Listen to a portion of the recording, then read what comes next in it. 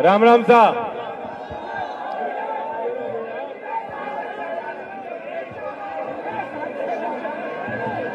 आजकल चुनाव की गर्मा गर्मी चल रही है और आप भी सोच रहे होंगे, मैं भी सोच रहा हूं। मैं सीधा टू द पॉइंट आता हूं।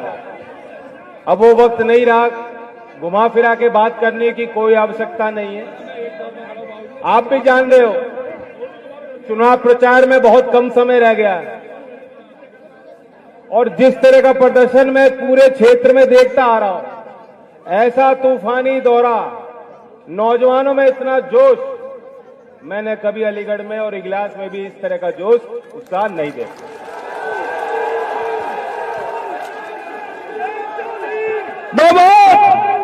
जिंदाबाद। लेकिन एक बात गौर करने की है। आप नोट कर रहे होंगे वे लोग जिनकी नजर निगाह कभी आपकी तरफ गई नहीं, सत्ता की मलाई ये लोग खाते गए, चाटते गए।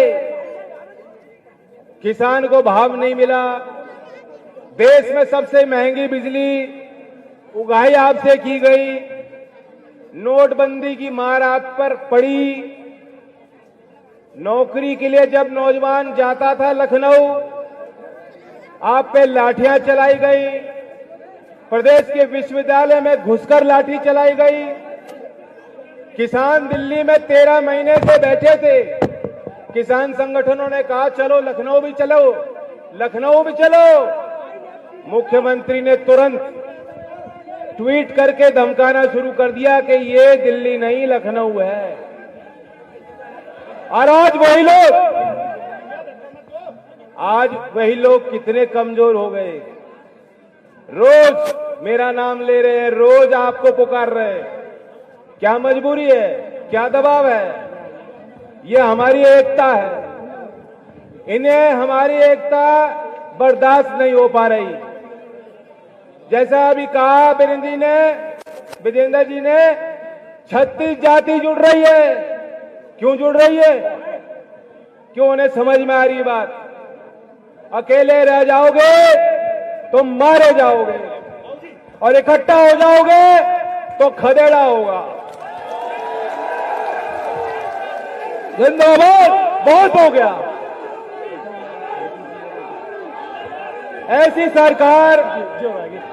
ऐसी सरकार हमें नहीं चाहिए जहां किसान की कोई सुनवाई ना हो। गलतियां सबसे होती हैं, लेकिन आपका इतना बड़ा दिल होना चाहिए कि आप गलती मान लो, माफी मांग लो। अभी रास्ते में हम चर्चा कर रहे थे कि राजनीति और नैतिकता, पुराने लोग बुजुर्ग हैं बता देंगे, चौधरी चरण सिंह से कोई बेहतर उदाहरण नहीं है। अगर हम नैतिकता की बात करेंगे, चारित्रिक गुणों की बात करेंगे, सच्चाई और ईमानदारी की बात करेंगे, उनसे बेहतर कोई मिसाल भारतीय राजनीति में नहीं है। और हम इस बात की चर्चा कर रहे थे कि अक्सर आजकल तो मारामारी हो रही है कि हम अपनी संख्या बढ़ाएं, लेकिन चौधरी साहब कभी कभी चुनावी सभा में खड़े होकर कह देते थे, जब उन्हें कोई कहता था कि उनके कुछ उम्मीदवार में कमी है, चरित्र में कुछ कमी है, खोट है, तो चौधरी साहब का इतना बड़ा दिल होता। वो जनता के आगे झुकना जानते थे और जनता को मोड़ना जानते थे।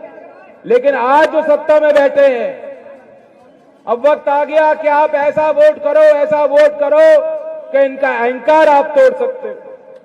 अभी मैं देख रहा था योगी जी का बयान, कहते हैं मैं इन्हें 2 लड़के साथ आए हैं दंगा करने। चौधरी चरण सिंह की मैं उनका नाती हूं। इस क्षेत्र ने मुझे जाना है, बहुत करीब से आपने देखा ये मथुरा का क्षेत्र, आप जानते हो घर घर में आपके रिश्ते और संबंध हैं। मैं 5 साल वहां सांसद रहा, कोई एक आदमी आपके बीच ये नहीं कह सकता कि मैंने घर में झगड़ा कराया हो या मैंने उनके झूठ बोला हो। जय चौधरी, जय चौधरी। योगी जी मुझे कहेंगे योगी मुझ पे इल्जाम लगाएंगे, योगी जी मुझ पे इल्जाम लगा रहे हैं कि मैं दंगाई हूं या मैं दंगे को भड़का सकता हूं। मैं याद दिलाना चाहता हूं, मेरे बाबा थे चौधरी चरण सिंह।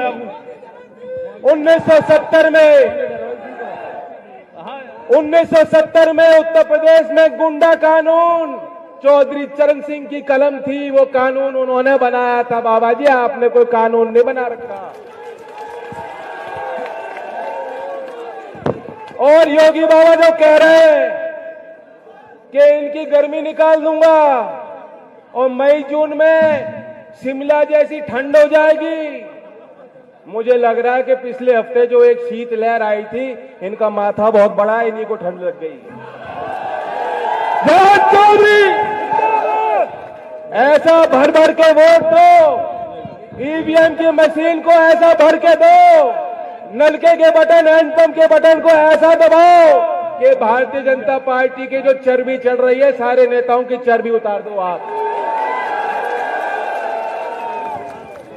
और ये मैं आपको वादा करता हूं, गोरई ये क्षेत्र का केंद्र बिंदु है।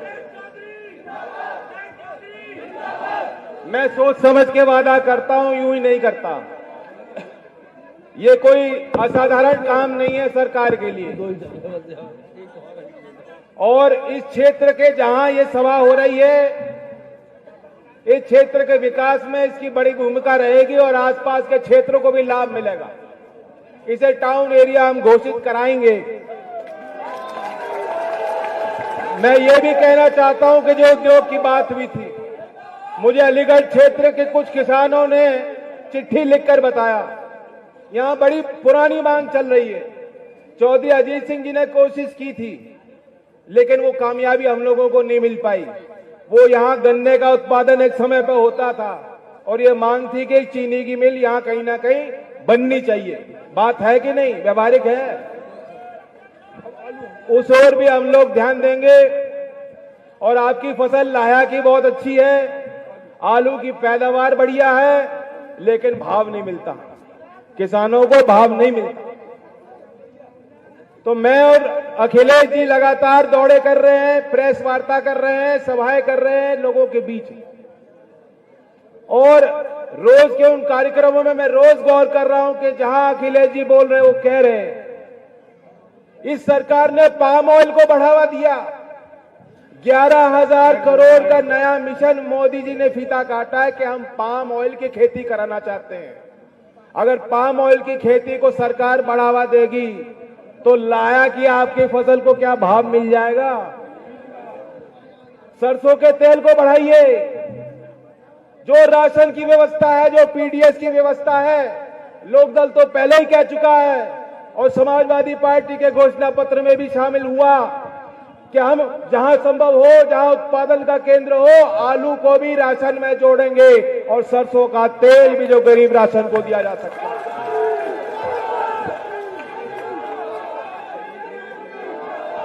आज आप सोच रहे होगे मैं इतना गर्म होकर क्यों बोल रहा हूं, क्योंकि हमें भूलना नहीं चाहिए बहुत संघर्ष करके यहां तक हम पहुंचे हैं। आज एक खास दिन है। आज देश भर का किसान आंदोलित है और कह रहे हैं कि आज हम विश्वासघात दिवस मना रहे हैं। विश्वासघात दिवस क्यों? 13 महीने आंदोलन चला, 700 से ज्यादा लोग शहीद हुए, लखीमपुर में गाड़ियां रौंद के चली गई। मंत्री जी अभी भी जो है मंचों पर बैठते हैं, उनका पूरा सम्मान भारतीय जनता पार्टी करती है। और सरकार ने, मोदी जी ने जो किसान संगठनों को उठाने के लिए जो वादे किए थे कि तुम लौट जाओ अपने घरों में, तुम्हारी सारी बातें मान ली गई, उनमें से कोई वादा अभी पूरा नहीं हुआ।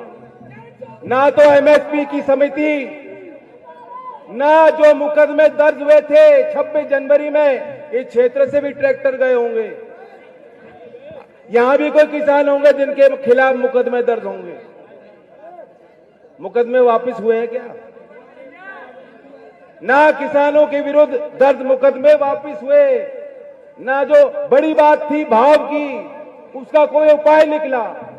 और इसलिए हमने और समाजवादी ने बैठ के तय किया है कि राज्य सरकार भी एमएसपी घोषित कर सकती है और हमारी मांग पहला काम होगा विधानसभा सत्र में हम इसको पारित करेंगे कि केंद्र सरकार एमएसपी के लिए कानून लाए और पारित करे ताकि पूरे देश के किसानों को लाभ मिले। मैं ये भी कहना चाहता हूं, बहुत बड़ी जिम्मेदारी आपने मुझे सौंपी है। आज चौधरी अजीत सिंह जी हमारे बीच नहीं है। चौधरी चरण सिंह की याद आपके मन में आज भी दिल में ताजा है। मैं चाहता हूं कि एक बार आप मौका दो, एक बार मौका दो और आप देखोगे कि लखनऊ में आपका वर्चस्व क्या होगा। आपके आगे सरकार झुकेगी, किसान की सरकार बनेगी। जिंदाबाद। तो पूरा आशीर्वाद देना 10 तारीख को। अगर आप मुझे ताकत देना चाहते हो तो वीरपाल को अपनी वोट, परिवार वालों की वोट, मोहल्ले की वोट, सारी वोट इनके फेवर में देके मुझे मजबूती देना, आशीर्वाद देना। धन्यवाद।